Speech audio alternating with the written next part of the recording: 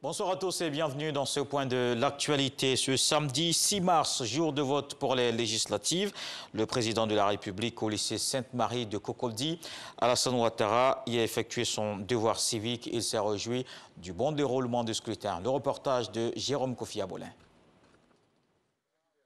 Samedi 6 mars 2021, il est pratiquement 11h20 quand le président de la République, Alassane Ouattara, arrive à son lieu de vote pour être au rendez-vous à l'appel du scrutin législatif. Premier citoyen de la Côte d'Ivoire, le chef de l'État avec son épouse Dominique Ouattara est venu accomplir son devoir civique pour donner ainsi l'exemple à tous les Ivoiriens en âge de voter. Le président Alassane Ouattara, après avoir déposé son bulletin de vote dans l'urne, a invité ses concitoyens à lui emboîter le pas dans la paix et la quiétude, tout en se félicitant du caractère pluraliste de ce scrutin. C'est un devoir citoyen et j'encourage tous nos concitoyens à le faire, d'autant plus que c'est la vraie première élection pluraliste depuis 20 ans, parce que de 2000 à 2010, le RDR n'avait pas pu participer aux élections législatives. Et de 2010 à 2020, le FPI, donc avec son membre fondateur, n'avait pas voulu participer au scrutin. Le fait que tous les partis significatifs participent à ce scrutin est une évolution qui confirme l'élan démocratique dans notre pays. Alors je voudrais ajouter que la campagne a été apaisée, je m'en réjouis et c'est ce que j'ai toujours voulu. Je pense et je souhaite que l'épisode malheureux de 2020 et de 2010, les épisodes des deux élections présidentielles, soient définitivement derrière nous. Et que les Ivoiriens puissent choisir à compter de maintenant, en toute quiétude et dans la paix, leurs représentants, que ce soit pour le pouvoir suprême de l'exécutif, le pouvoir législatif ou bien évidemment les élections locales avec les mairies et les élections des conseils généraux. Au rendez-vous du vote va succéder celui des résultats après le dépouillement des bulletins. En quittant le lycée Sainte-Marie de Cocody, son lieu de vote, le président Alassane Ouattara a souhaité bonne chance à tous les candidats qui briguent les 255 sièges du Parlement. Il a également saisi l'occasion pour demander aux Ivoiriens de prier pour le rétablissement rapide du Premier ministre Ahmed Bakayoko, en ce moment en France, pour des soins. Le président Henri Konan Bédié a également voté ce samedi au lycée Sainte-Marie de Cocody pour ses élections législatives. L'ex-chef d'État qui dirige le PDCI-RDA a indiqué être venu exercer ses droits civiques à l'instar de tous les Ivoiriens. Henri Konan Bédié s'est dit heureux d'accomplir l'acte. Nous vous proposons un extrait de son propos. À cette occasion, j'invite tous les Ivoiriens et toutes les Ivoiriennes à se rendre massivement aux urnes pour donner leur voix à leurs candidats. Je profite pour lancer un appel à la Commission électorale indépendante pour que tout ce processus se déroule paisiblement et j'invite également le gouvernement à prendre toutes les mesures nécessaires pour la sécurisation de ce scrutin. Toujours au lycée Sainte-Marie de Cocody, c'est dans ce centre que le président de la commission électorale indépendante a voté. Ibrahim Coulibaly Cuibière a glissé son bulletin dans l'urne dans la mi-journée. À sa sortie, il a tenu à faire des précisions sur plusieurs points, notamment la détention de la liste électorale par certains candidats. Sidonie Davila. 12h45, le président de la CEI, Ibrahim Coulibaly Cuibière, fait son entrée dans les enceintes du lycée Sainte-Marie de Cocody. Son staff au complet l'accompagne au bureau numéro 2 de ce centre pour accomplir son devoir civique. Donc tout se passe bien. Il est bon que nous fassions quelques précisions concernant les candidats. Les candidats doivent avoir, s'ils le souhaitent bien entendu, 2 catégories de représentants dans les bureaux de vote. Il y a les représentants itinérants, c'est-à-dire ceux qui vont de bureau de vote en bureau de vote, de lieu de vote à lieu de vote dans la circonscription qu'on appelle les délégués. Et il y a les représentants qui sont statiques, qui sont dans les bureaux de vote. Et à ce niveau, ils sont au nombre de 2, un titulaire et un suppléant. Le titulaire, il est dans le bureau de vote. Le suppléant, il est dehors. Il attend que son intérim soit ouvert. Donc, jusqu'à preuve du contraire, il n'y a pas 2 représentants dans un bureau de vote concernant un candidat. C'est très important. Ce jour de vote, le président de la CEI réitère son engagement pour une élection transparente. Il y a eu ce problème de listing de la liste électorale. C'est la loi qui prescrit à la commission électorale de donner la possibilité à tout candidat ou parti politique ayant parrainé une candidature de se voir délivrer les listings de la liste électorale de la circonscription concernée, mais à leurs frais. Donc, quand ils viennent, ils font la demande au président. Le président ordonne à l'imprimerie nationale de leur tirer copie ou l'exemplaire de la liste électorale concernant la circonscription concernée. C'est tout. Donc, le fait de détenir un listing relatif à la liste électorale ne pose pas de problème, ce n'est pas une irrégularité, c'est de droit.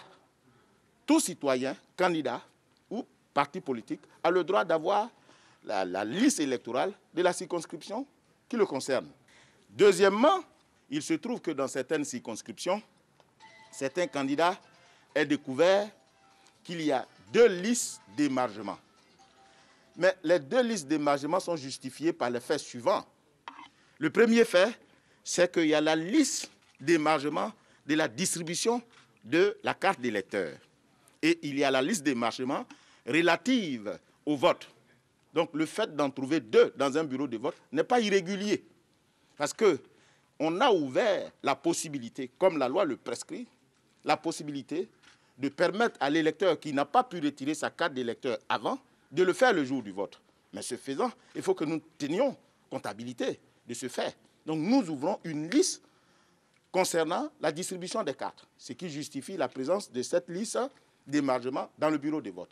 Et en plus de cette liste, il y a la liste d'émargement pour le vote. Voilà en fait les faits que nous avons voulu porter à la connaissance des uns et des autres pour les rassurer que la commission électorale travaille en toute transparence. Après la présidentielle, les législatives, un autre défi pour la CEI, la commission électorale indépendante dans son engagement pour des élections crédibles en Côte d'Ivoire. On change de commune à Trècheville. Les opérations de vote ont démarré à 8h30 au collège autoroute, au CBCG, au groupe scolaire Pont, au Fouet-de-Boigny. Le vote s'est déroulé dans le calme. Il faut noter la présence des forces de sécurité et des observateurs. Sephora Zegui. Commune de Trècheville, dans la circonscription 046, ce samedi 6 mars, jour de vote. Au collège moderne autoroute, l'un des centres que nous avons visité, les bureaux ont ouvert à 8h30. Les agents de sécurité en poste, les observateurs, eux, sont attentifs aux moindres gestes.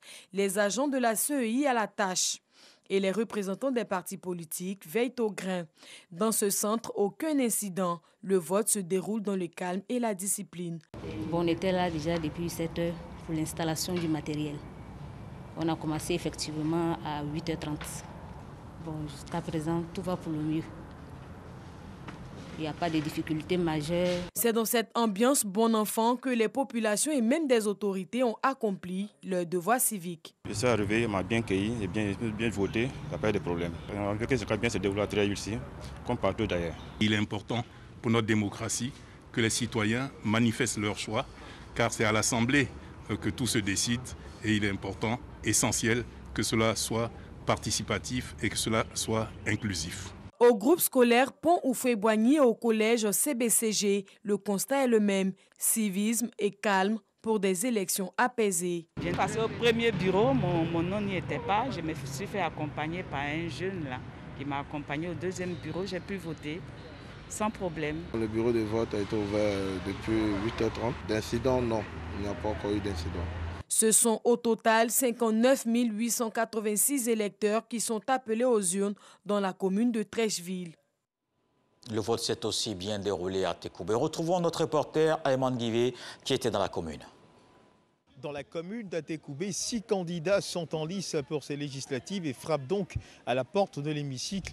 Les électeurs arrivent au compte-gouttes, certes, ce n'est pas la grande affluence des grands jours de vote. Et nous avons rencontré justement certains de ces électeurs venus accomplir leur devoir de citoyen. Avec nous, cette dame qui s'avance vers nous. Bonjour madame. Bonjour monsieur. Présentez-vous. Je m'appelle Dosso Fatmata.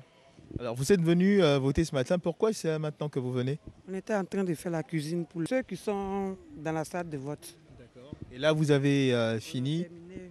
On vient voter maintenant. D'accord. Et depuis ce matin, tout se passe bien dans votre centre? Très bien. Très, très bien. Et là vous allez voter dans un instant? Oui, je vais voter à l'instant même. Merci madame. Merci. Et nous avons également une autre dame qui a, elle, déjà voté. Avec elle, nous allons échanger justement sur le déroulement de cette journée de vote. Bonjour madame. Bonjour monsieur. Vous avez voté? Oui. Et comment s'est passé le vote? Très bien. C'est bien passé d'ailleurs. D'accord. Et pourquoi c'est maintenant que vous venez? Le vote c'est depuis 8 heures. Bon, depuis le matin, j'étais occupée franchement. J'étais vraiment occupée, mais comme il fallait que je votais, donc je suis venue voter. Merci madame. Alors, comme vous le voyez, mesdames et messieurs, depuis donc ce matin, comme nous le disions à l'instant, eh bien, les électeurs arrivent progressivement pour satisfaire à ce devoir civique, ce devoir citoyen. Merci Arban Guivé. De son côté, le ministre de la Sécurité veille au bon déroulement de ce scrutin. Diomandé Vagondo a effectué une visite de supervision à un poste de commandement. Il était aussi à la direction générale de l'administration du territoire. Les responsables de ces structures ont fait le point de la situation sécuritaire sur l'ensemble du territoire national. On fait le point avec Didier Nguessan. Plus de 33 000 forces de défense et de sécurité FDS veillent à la sécurisation des élections législatives. Ce 6 mars, jour de vote, le général Vagondo Diomandé, ministre de l'Intérieur et de la Sécurité, effectue une visite de supervision. Première escale, la direction générale de l'administration du territoire en charge des processus électoraux. Ici, le plan de couverture et les zones d'intérêt hautement sécuritaires sont présentés au ministre, de même que le déploiement des forces de l'ordre par circonscription. Seconde escale, le poste de commandement des FDS situé au sein du ministère de l'Intérieur et de la Sécurité. Le commissaire Iriebi présente la conduite des opérations sur le terrain, notamment sur le plan des ressources humaines et de la logistique. Au thème de ces visites, le ministre de l'Intérieur et de la Sécurité s'est félicité du bon déroulement du scrutin dans l'ensemble. Aucun incident majeur n'a été déploré. Le ministère de l'Intérieur et de la Sécurité assiste la commission électorale indépendante dans l'organisation générale des élections. Autant pendant la période de campagne électorale qu'en cette matinée du jour de l'élection, tout se déroule dans le calme. Aucun incident majeur n'a été rapporté.